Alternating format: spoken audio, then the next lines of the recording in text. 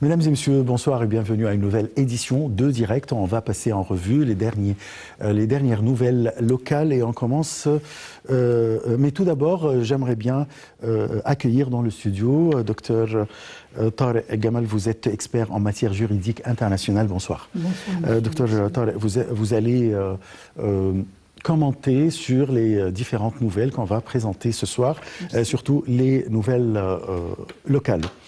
On commence par le gouvernement égyptien où le Premier ministre Moustapha Madbouli a présidé aujourd'hui la réunion du Haut Comité de la gestion de la crise de la pandémie de coronavirus pour examiner les efforts déployés pour faire face à l'augmentation du nombre de personnes contaminées ainsi que les préparations prises par les hôpitaux pour le même but. Lors de la réunion, Madbouli a mis la lumière sur la nécessité d'appliquer les mesures préventives susceptibles de faire face au virus, d'éviter la fermeture complète des établissements et les répercussions économiques qui pourraient laisser ses effets sur la vie des citoyens. Le Premier ministre, les ministres de la Santé et de l'Enseignement supérieur ont enjoint de fixer un nombre suffisant des hôpitaux de confinement, de présenter les médicaments nécessaires aux contaminés, de fournir l'oxygène à tous les hôpitaux et aux citoyens. Le Premier ministre avait aussi interdit toute réunion pour célébrer le Nouvel An dans le cadre des mesures préventives de faire face à la pandémie du coronavirus. Docteur Tarek, voilà, il y a des réunions régulières concernant comment faire face à la pandémie. Comment voyez les mesures entreprises par le gouvernement égyptien pour faire face à cette pandémie? De mon opinion, je vois que les mesures, ce sont des mesures très raisonnables qui conviennent avec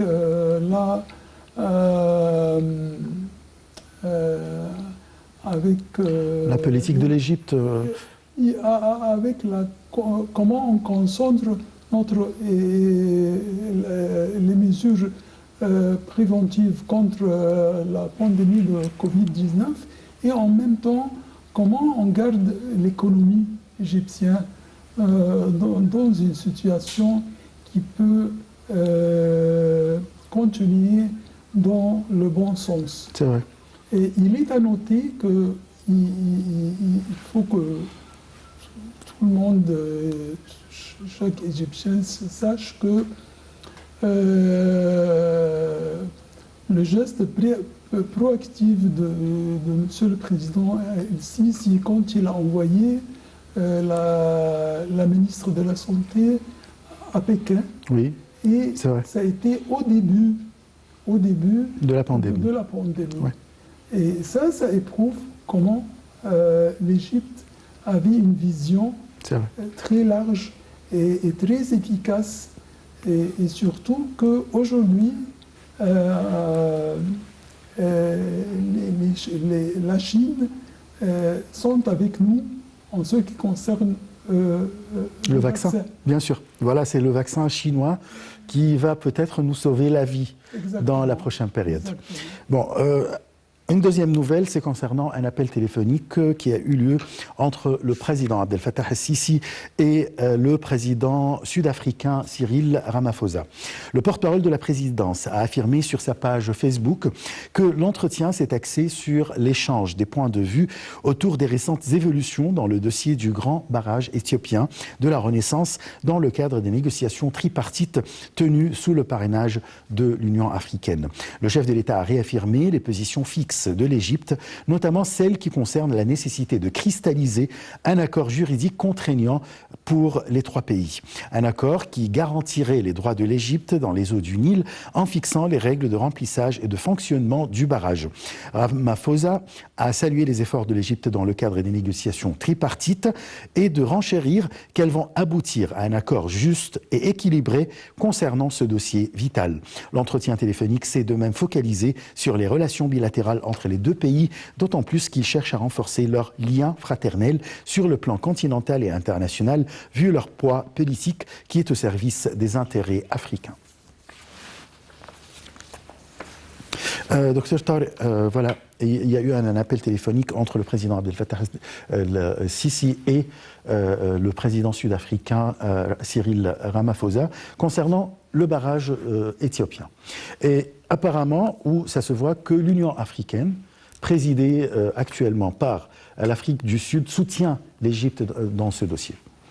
Avant de parler du dossier de barrage de l'essence, il est à noter que le président El-Sisi a donné un modèle efficace et dynamique lors de sa présidence pour l'Union africaine. L'année dernière. Ouais. Exactement. Ouais.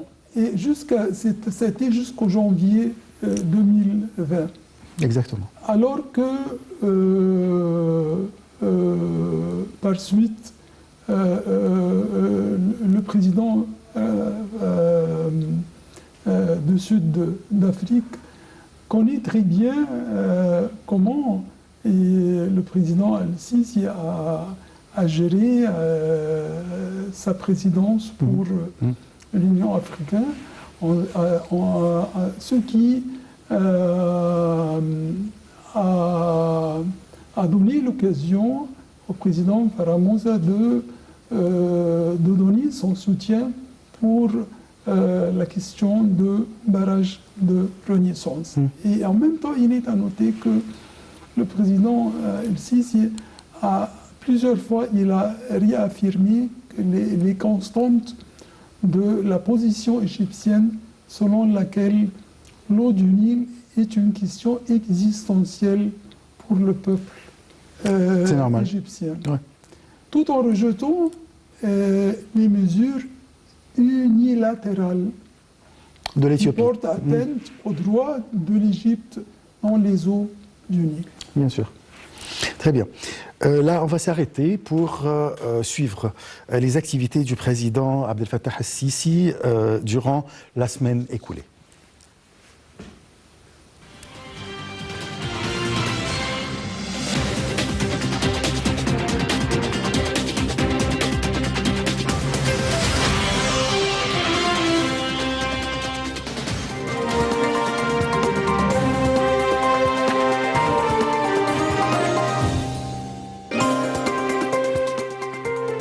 Le président Abdel Fattah el-Sisi envoie ses condoléances à l'émir du Koweït pour la mort de l'ancien ministre koweïtien de la Défense et fils du feu émir du Koweït, Cheikh Nasser Sobah al-Ahmad al-Jaber al-Sobah. La nouvelle capitale administrative a été sélectionnée comme capitale numérique arabe de l'année 2021 en raison de son infrastructure numérique et technologique ultra avancée. Le président Abdel Fattah el-Sisi suit les objectifs stratégiques de la zone économique du canal de Suez, les performances financières et économiques de l'État et les efforts de promotion du climat de l'investissement. Le président Abdel Fattah el-Sisi participe via visioconférence au sommet du bureau de l'Union africaine avec les chefs des associations économiques régionales au niveau du continent africain. Le président Abdel Fattah el-Sisi effectue une tournée d'inspection des travaux de développement des axes de l'Est du Caire dans le quartier de Medinat Nasr, du développement de Hezbet el-Haggana ainsi que de la zone d'Héliopolis. Le président Abdel Fattah el-Sisi s'entretient au téléphone avec le président de la République démocratique du Congo, Félix Tshisekedi. Le président Abdel Fattah el-Sisi suit le plan exécutif du projet national de développement de 1000 villages au niveau de la République. Le président el-Sisi passe en revue des futurs projets de technologie de pointe de pisciculture. Le chef de l'État examine la stratégie de travail du ministère d'État pour l'information.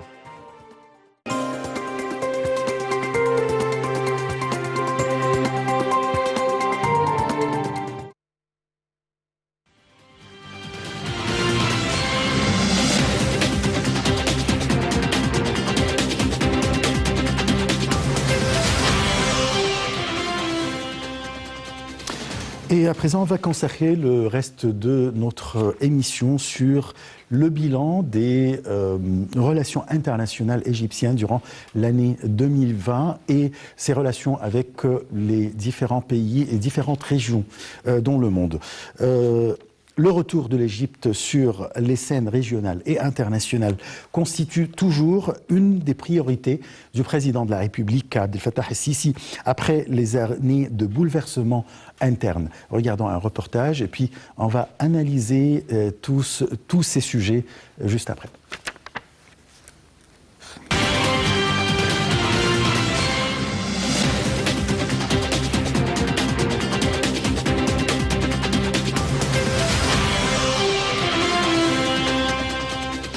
Un axe majeur de sa politique étrangère. Le président Abdel Fattah el-Sisi est à cet égard préoccupé par la situation en Libye avec laquelle l'Égypte partage une frontière de 1200 km et qu'elle considère comme une menace potentielle à sa sécurité nationale.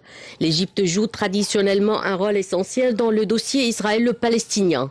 Médiation dans la crise de Gaza à l'été 2014, rôle clé dans l'accord de réconciliation interpalestinien du 12 octobre 2017, participation au groupe d'Amman, Égypte, Jordanie, Allemagne et France. Elle œuvre actuellement en faveur d'un accord de trêve durable entre le Hamas et Israël et de la réconciliation interpalestinienne entre le Fatah et le Hamas. L'Égypte s'engage davantage dans la crise syrienne. Elle a notamment rejoint le Small Group en juillet 2018. L'Égypte maintient sa relation forte avec les pays du Golfe, notamment l'Arabie Saoudite, les Émirats Arabes Unis et le Koweït, qui lui apportent leur soutien, notamment financier. Avec les États-Unis, l'Égypte entretient une relation de proximité, étant historiquement le deuxième bénéficiaire de l'aide américaine dans la région. Le président el-Sisi, qui a effectué une visite d'État à Washington en avril 2017, puis s'est rendu aux États-Unis une nouvelle fois en avril 2019, a félicité le nouveau président Joe Biden pour son élection. L'Égypte tient toujours à diversifier ses alliances en se rapprochant de la Russie avec laquelle la coopération en matière économique et militaire se renforce, mais également de la Chine avec une relation économique croissante et l'Union européenne en particulier depuis la reprise du dialogue d'association à l'été 2017.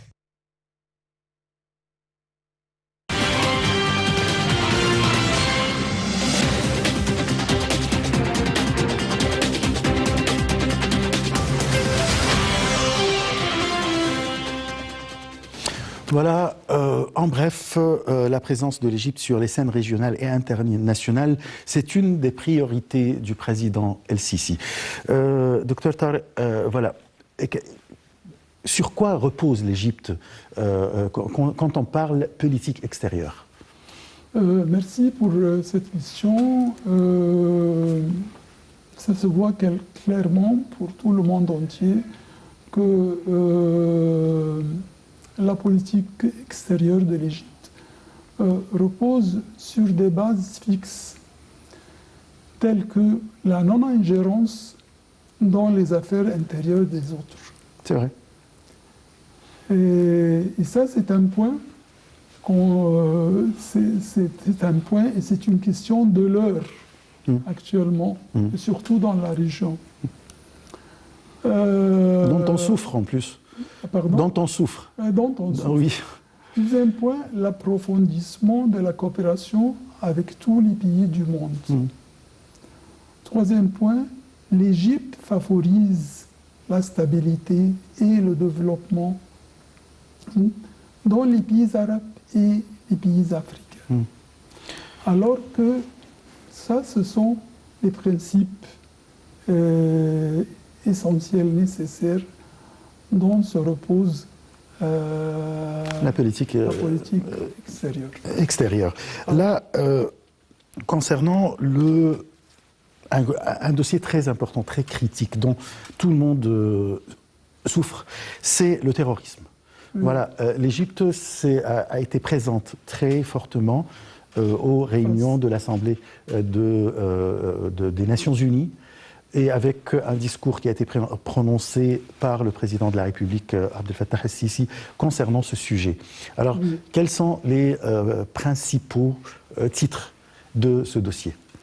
Il est à noter de rappeler que lors de la 75e session de l'Assemblée générale des Nations unies, la dernière, qui a débuté il y a à peu près 3 mois, de façon virtuelle pour la première fois, Oui. le président El-Sisi a tenu à souligner tel point. Il a dit exactement, les termes de sa parole, qu'il est fâcheux de voir la communauté internationale fermer les yeux sur le soutien apporté par certains pays aux terroristes, que ce soit par des fonds, des armes, ou en leur accordant le refuge et les plateformes médiatiques et politiques, ou en les aidant en facilitant le déplacement des mercenaires terroristes vers les zones de conflit, notamment la Libye. Et avant, telle la Syrie. Alors, c'est très fort. Ça se voit que l'Égypte et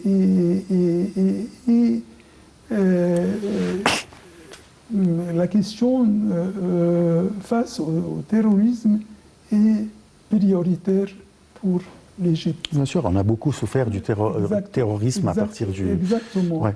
Et en même temps, ça se voit pour tout le monde entier que l'Égypte face au terrorisme, non seulement pour l'Égypte, mais aussi pour la région. Ouais. On sait que l'Égypte mène la guerre contre le terrorisme à la place du monde. À la place du monde. Voilà, exactement. on fait face. À la place du monde. Oui.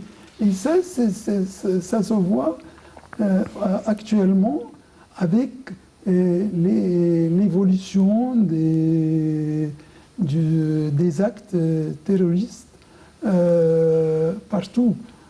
Même en Europe. Oui, même en Europe. Et ça, c'est ce que j'allais le dire, que même en Europe. Là, ma question, vous avez traité de la question libyenne. Comment vous évaluez la situation ou bien les positions égyptiennes concernant le dossier libyen, si on parle de terrorisme, mais en même temps qui vise à la stabilité du territoire libyen? Vous savez que le président El-Sisi s'est entretenu pour la question libyenne avec un nombre de présidents et en même temps l'Égypte a poursuivi un marathon diplomatique. Et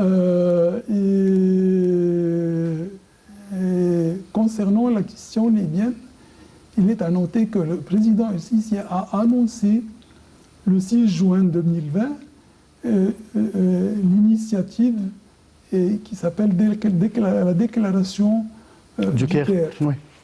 Pour mettre fin à la crise libyenne, repose sur les résultats du sommet Berlin et la comité militaire 5+5 qui avait lieu à Genève sous le parrainage des Nations Unies. Cette initiative a obtenu le soutien des grandes initiatives égyptiennes. La déclaration du Caire a obtenu le soutien des grandes forces internationales et régionales. En plus, le soutien du commandant de l'armée nationale libyenne, maréchal Haftar, Khalifa Haftar. Et en plus, le président du Parlement libyen. Non seulement on s'est arrêté à cette déclaration, mais l'Égypte, comme je l'avais déjà dit, continue le marathon et en même temps, l'Égypte a donné son soutien aux négociations libyen Oui. qui avait eu lieu en Égypte plusieurs fois et qui continue jusqu'à maintenant les négociations, que ce soit dans les autres pays arabes ou que ce soit il y a quelques semaines, et ils étaient en Égypte, Oui. les dernières négociations. Et à cette question, il est à noter, à la question libyenne, il est à noter que le président El-Sisi a annoncé que dans une de ses paroles concernant la question libyenne, que l'intervention de l'Égypte est devenue légale, d'après le droit de se défendre, le droit international Oui. de se défendre pour... Et surtout qu'il y a les chefs, oui, les chefs des tribus libyennes qui sont venus ici au Caire. Exactement. Et qui ont demandé au président de la République que l'armée égyptienne intervienne. Voilà, c'est la légalité de l'ingérence ou bien la présence de n'importe... Mais de toute façon, jusqu'à maintenant, le rôle égyptien reste diplomatique. Bien sûr, il faut dire. Bien sûr. Et reste diplomatique et dynamique. Parce que l'Égypte n'a pas cessé de continuer ce marathon afin de réaliser une fin pour cette question et la non-ingérence de n'importe qui dans la stabilité libyenne. Voilà, et on ne peut pas oublier quand même la visite du président Abdel Fattah el-Sisi en France dernièrement, il y a quelques semaines, où on a parlé du dossier libyen et que la France soutient l'Égypte dans ses pas et dans ses décisions concernant la stabilité. J'allais le dire concernant la visite du président ici. C'est une visite, on peut dire, la dernière visite, c'est une visite historique. Oui, c'est vrai. Et la visite du président ici en France, c'est caractérisé par, et si on va dire la liaison entre les terrorismes et ce qu'a dit le président ici lors de sa visite, c'est que cette visite s'est caractérisée par la franchise et la clarté nécessaire pour corriger les notions et réaliser un rapprochement basé sur des fondements corrects. Et ça, c'était clair dans sa parole,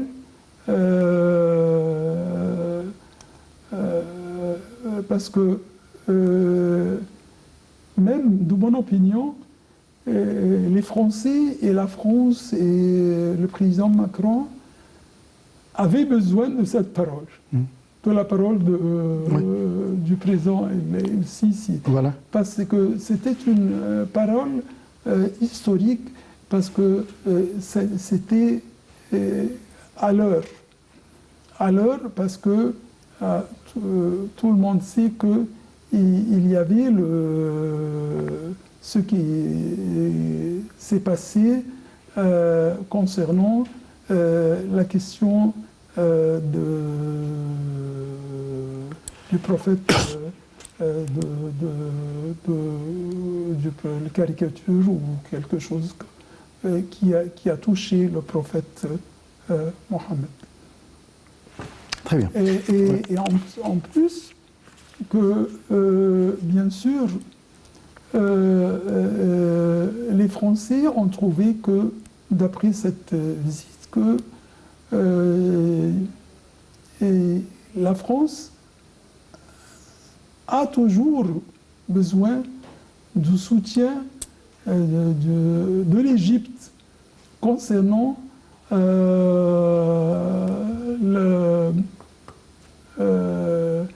question de terrorisme dans la région et même En Europe. ça touche l'Europe. Oui, l'Europe et surtout la France, qui a beaucoup souffert quand même de quelques actes terroristes durant les dernières années. Je passe à un autre dossier concernant les relations extérieures égyptiennes. Voilà l'Égypte qui cherche à renforcer son rôle sur la scène africaine.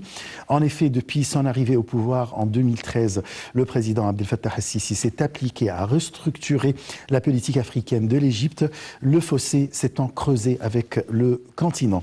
Le Caire, qui a assuré la présidence de l'Union africaine en 2019, a réussi à restaurer son influence politique et économique sur le continent. À la lumière de son rôle pionnier sur le continent et en signe de solidarité avec ses pays africains frères face à la crise pandémique qui les a ravagés début 2020, l'Égypte a envoyé des aides humanitaires aux différents pays africains pour les étayer au cours de cette période de crise. Regardons ce reportage.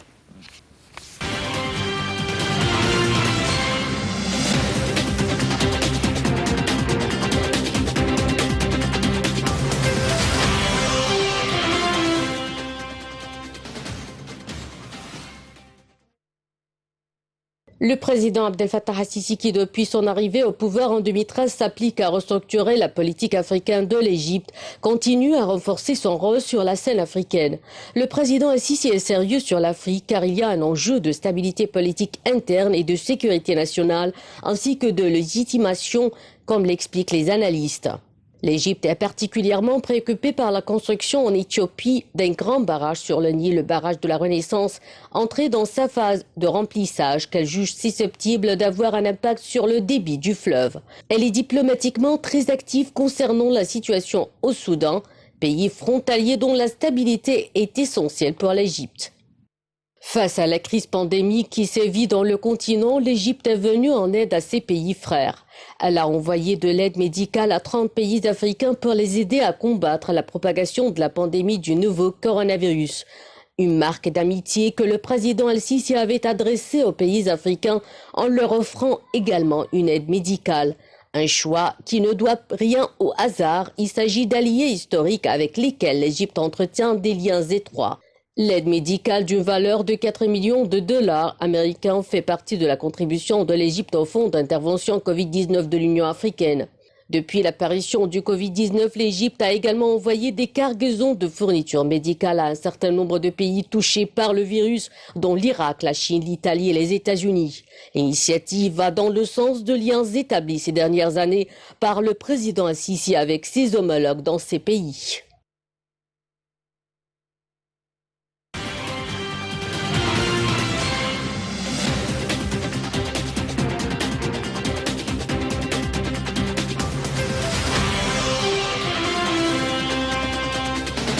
Voilà, ce commentaire nous a expliqué quand même le rôle de l'Égypte durant la pandémie du coronavirus. Comment l'Égypte a aidé ses frères africains à envoyer des aides et même, il faut mentionner que l'Égypte est en train de monter une usine pour la fabrication du vaccin contre le coronavirus et qui va être distribué aux pays africains. Tout d'abord, Dr Tarek Gamal, qu'est-ce que l'Égypte, quel est le rôle de l'Égypte quand elle a présidé, qu'est-ce qu'elle a fait quand elle a présidé l'Union africaine jusqu'à 2020 ? Durant la présidence de l'Égypte pour l'Union africaine, le président el-Sisi, grâce à ses efforts, comme je l'avais déjà dit il y a quelques minutes, a donné un modèle d'action dynamique et très distingué. Et il est à noter que les sommets, dont l'Égypte a présidé l'Union africaine, comme Groupe 7 en France, Groupe 20 en Allemagne, Berlin, Sommet russe Afrique, Tokyo Afrique. la ceinture et la route à Pékin, et le dernier étant président de l'Union africaine, Londres-Afrique. Ouais. Tous ces efforts durant cette présidence ont ouvert de nouveaux horizons pour tous les pays africains. Sur le niveau de coopération, de développement, et ce qui n'a été jamais de cette dynamisme. Ouais. Et ce qui n'a été jamais distingué de cette façon de tous les dirigeants du monde entier. Alors que quand je disais que ces efforts, les efforts du président El-Sisi, et j'insiste à dire ce marathon a ouvert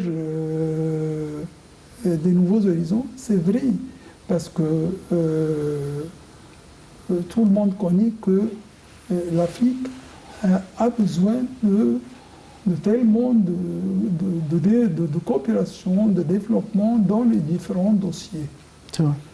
Et c'est un point de départ vers la coopération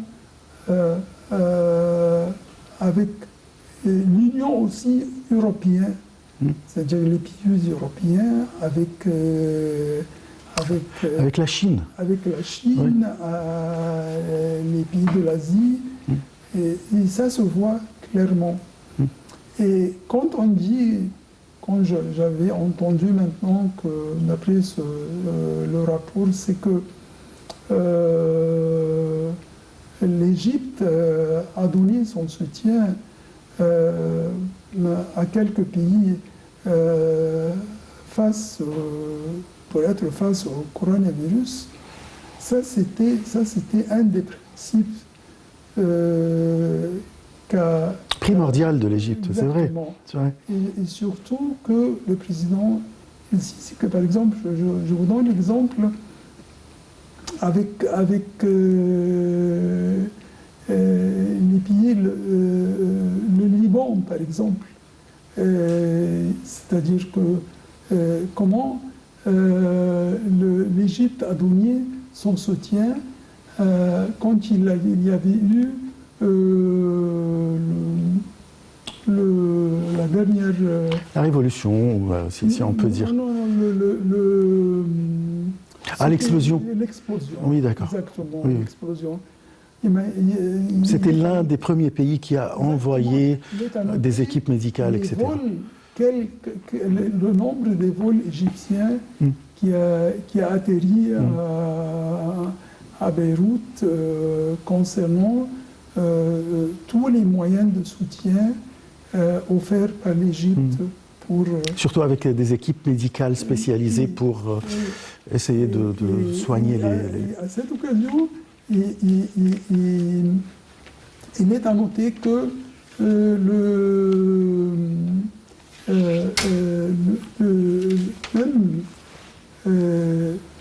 j'ai bien entendu que l'Égypte est le sous-pape de la région pour les autres voisins, c'est-à-dire. Oui, bien sûr. Là j'aimerais bien passer au dossier soudanais. Oui. Là, le Soudan, heureusement, a été épargné de la liste des pays qui soutiennent le terrorisme par les États-Unis dernièrement. Quel est le rôle qu'a joué l'Égypte dans le dossier soudanais en général pour la stabilité du Soudan? La stabilité du Soudan. Du Soudan. Ah ouais. Oui. Tout d'abord, on dit bien qu'il y a toujours des liens historiques bien sûr. Entre l'Égypte et le Soudan. Et dans toutes les étapes, dans toutes les périodes, entre les périodes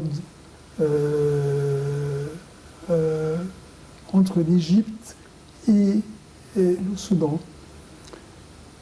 Et durant l'année 2020, c'est que l'Égypte a donné son soutien au Soudan et on a reçu, l'Égypte a reçu des délégations soudanaises en Égypte. Je parle durant le 2020. Et en plus, le président soudanais actuel du Soudan qui avait réalisé une visite pour l'Égypte. En même temps, le président Abdel Fattah al-Sisi a visité le sud du Soudan. Le sud-Soudan, exactement. Et les relations Égypte-Soudan sont stratégiques. Et même sur le niveau, il y a même quelques semaines, c'est qu'il y avait de coopération militaire entre l'armée égyptienne et les forces armées égyptiennes et les forces armées soudanaises. Ce qui prouve que tellement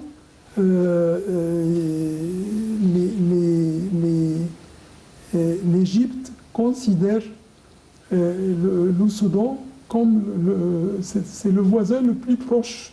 Bien sûr. Et en même temps, l'Égypte donne toujours son soutien, même dans d'autres dossiers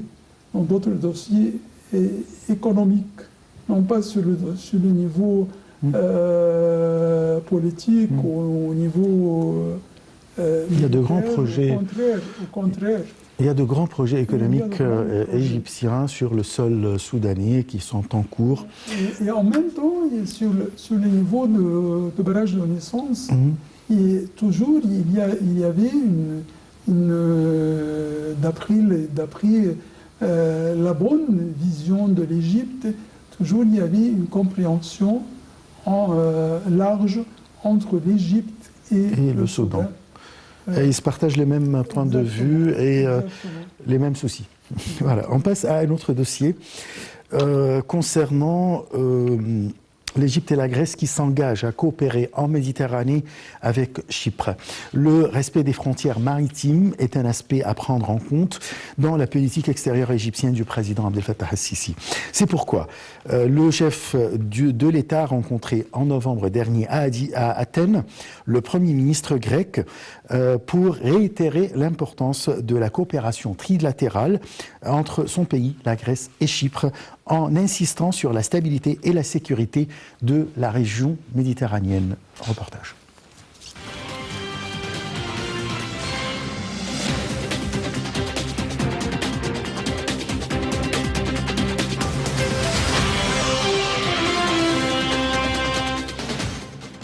Le président Abdel Fattah al-Sisi et le premier ministre grec Kyriakos Mitsotakis ont réitéré l'importance de la coopération trilatérale entre leur pays et Chypre en insistant sur la stabilité et la sécurité de la Méditerranée. Monsieur Mitsotakis a qualifié d'emblématique l'accord signé en août entre la Grèce et l'Égypte pour la délimitation partielle de leurs zones économiques exclusives et a assuré que les négociations se poursuivent. Il a tenu ses propos dans sa déclaration finale à l'issue de sa rencontre avec le président al-Sisi en novembre dernier à Athènes. Monsieur Mitsotakis a déclaré que, contrairement au comportement de leurs voisins, la Turquie, qui viole les zones d'exclusivité économique de Chypre et de la Grèce depuis l'été 2019, la Méditerranée peut être une mer qui unit plutôt que de diviser. Il a invité Ankara à abandonner son agressivité et à accepter les règles de bon voisinage qui apporteront de nouveaux avantages à sa population. Le Premier ministre grec a également fait l'éloge du rôle de l'Égypte dans le contrôle de l'immigration et du cessez-le-feu en Libye. Il a également déclaré que l'Égypte est un allié de l'Europe dans le monde arabe et sur le continent africain et que la Grèce est favorable à l'approfondissement des relations entre ce pays et l'Union européenne. L'Égypte est un pilier et un phare pour l'islam modéré, le vrai islam, le seul, a déclaré M. Mitsotakis. Le président El-Sisi a de son côté déclaré que le terrorisme n'a aucun rapport avec la religion et a a condamné les insultes à toutes les religions. Il a également souligné la nécessité de lutter contre le terrorisme international et a demandé que des sanctions soient prises à l'encontre des pays qui le soutiennent.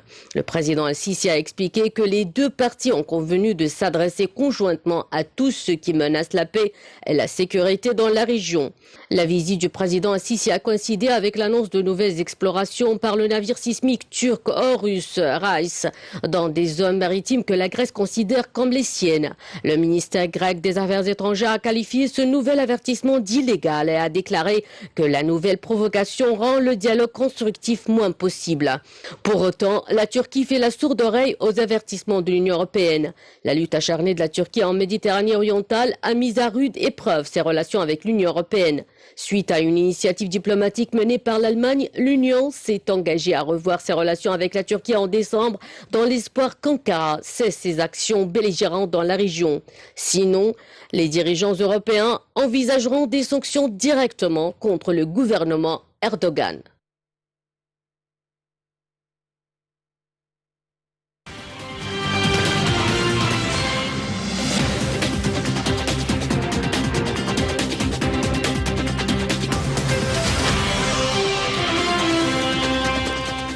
Docteur Tarek El Gamel, si on parle sécurité nationale, sécurité régionale, on parle Égypte, alors on ne peut pas négliger la Méditerranée, la région de la Méditerranée et l'Europe même. Alors comment vous voyez le rôle que joue l'Égypte, ou qu'a joué l'Égypte durant 2020 dans la région méditerranéenne et en Europe? Quand on parle de la région méditerranéenne, il faut jeter un coup d'œil sur le partenariat entre l'Égypte, la Grèce et Chypre. Oui.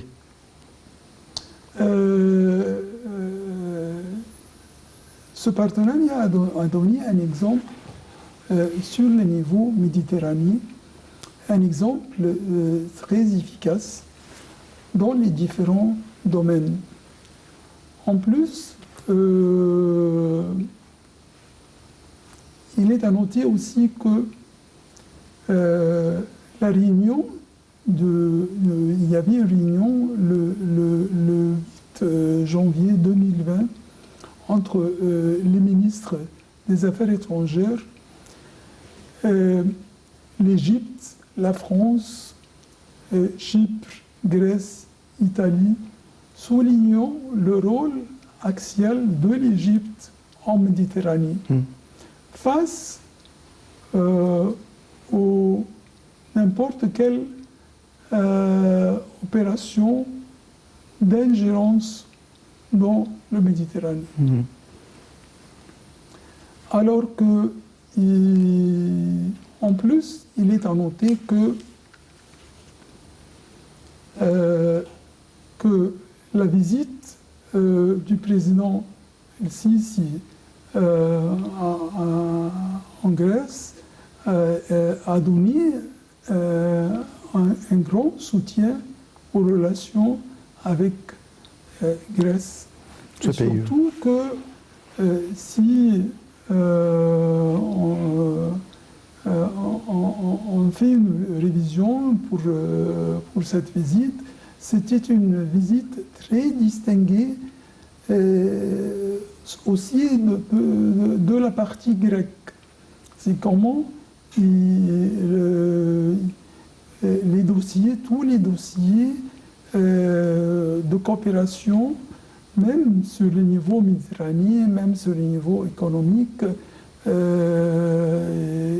même sur le niveau politique, comment ils ont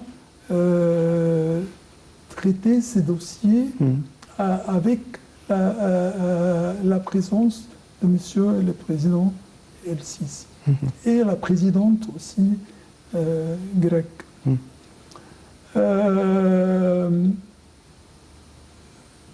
D'autre part, il est à noter que on n'oublie pas aussi le partenariat avec Et si on parle du Méditerranée, on n'oublie pas le partenariat avec l'Égypte, Italie. Et il y avait la visite du Premier ministre italien au début de 2020. Très bien. Je vous remercie beaucoup parce qu'on n'a plus de temps. Docteur Tarek Gamel, je rappelle que vous êtes expert en matière juridique internationale. Je vous remercie beaucoup pour tous ces éclaircissements et explications. Merci. Je vous remercie beaucoup et on se donne un rendez-vous demain avec une nouvelle édition de Direct. Au revoir.